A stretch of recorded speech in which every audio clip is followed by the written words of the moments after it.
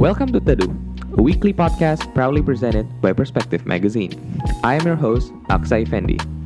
Here, we curate some of the bravest individuals to share some of their most personal, heartfelt stories. No one story is ever the same, and there's no running theme. One thing we're sure though, all of you are in for a treat. Today's storyteller is Joanne Amarissa, currently a design student at the Royal Melbourne Institute of Technology. Joanne is the writer behind the blog with Rissa. Self-described as a writer with a camera, Joanne talks how being an introvert at heart doesn't stop her from channeling her stories to the world. So sit back, breathe, and unwind. Enjoy the show.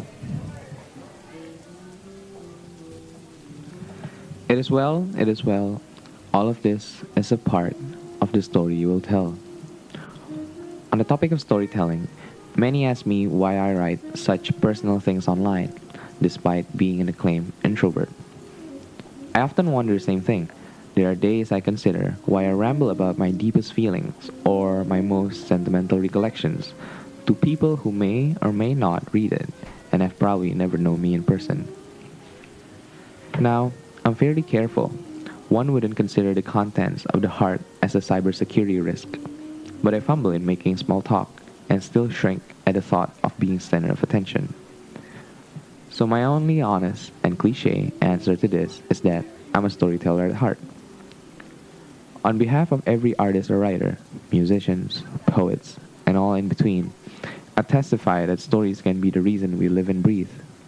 Harboring so many of other people's tales or our own, there is no option for us but to plant and see it bloom.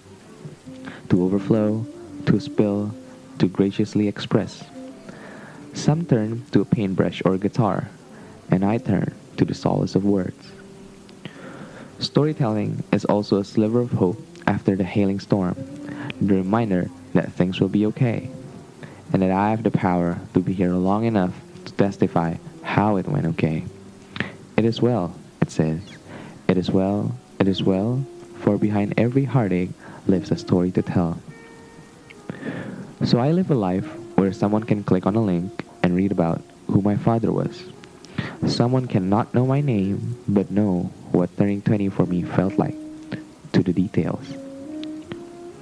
However, artists don't speak on behalf of themselves. Rather, they speak on behalf of many other things.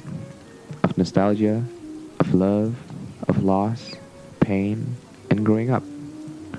We speak on behalf of very universal human emotions, behind what many view to be deeply personal stories.